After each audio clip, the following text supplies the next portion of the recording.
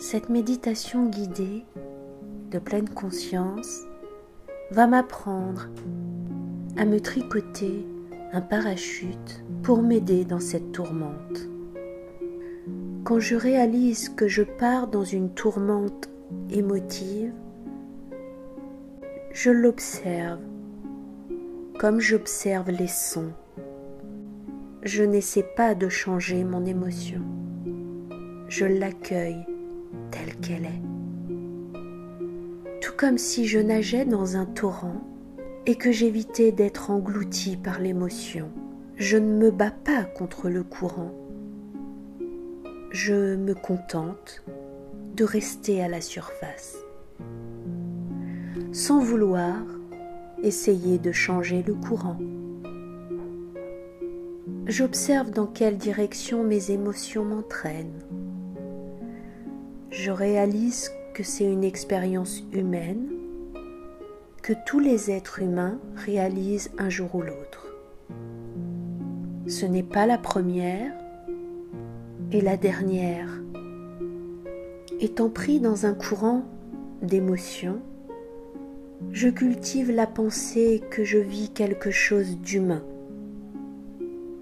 et que j'ai une option entre se rétracter, se tendre au cours de l'émotion et que l'émotion prenne toute la place,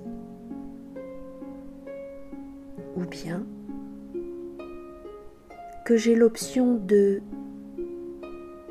diluer cette tension, diluer cette émotion dans le reste du monde qui est là. Pendant que l'émotion est vécue, le reste du monde, la planète, la vie continue. Mon souffle continue.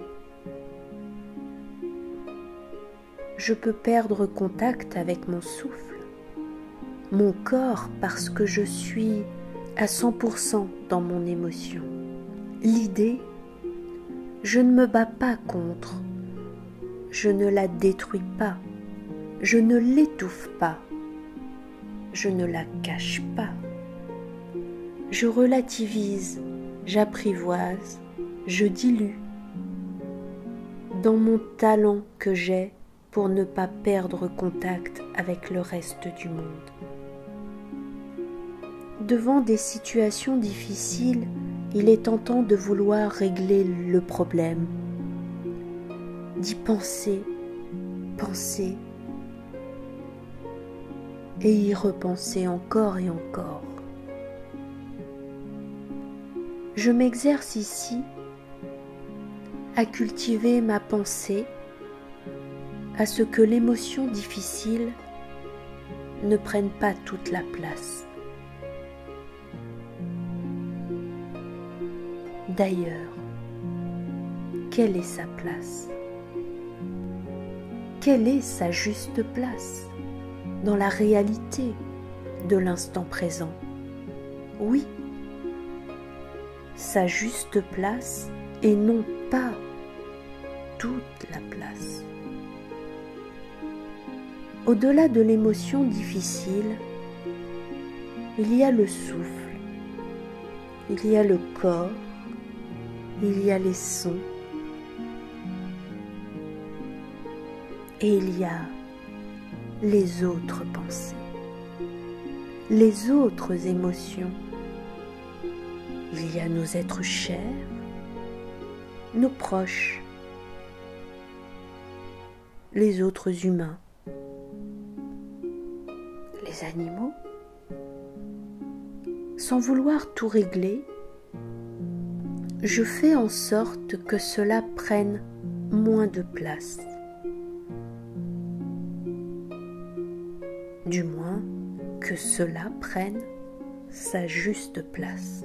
Et ainsi, j'évite de me retrouver à l'extérieur de l'avion, sans avoir tricoté les mailles du souffle, les mailles du son, les mailles des sensations du corps, les mailles des autres pensées des autres émotions de mon parachute, parce que je peux devenir esclave d'émotions difficiles. Je peux cultiver ma liberté face à ces émotions que j'observe, que je ne nie pas, mais que j'apprivoise, pour me tricoter ce parachute. Il est préférable de commencer avec un agacement plutôt qu'une colère terrible, ou qu'une inquiétude plutôt qu'une panique terrifiante. De là, j'apprends à cultiver l'émail de mon parachute avec mes émotions négatives légères. Je fais comme un pas de côté, un détour pour apprivoiser, diluer mes émotions difficiles. Je me donne, je me crée de l'espace, je permets à mon cœur, à mes émotions, de respirer.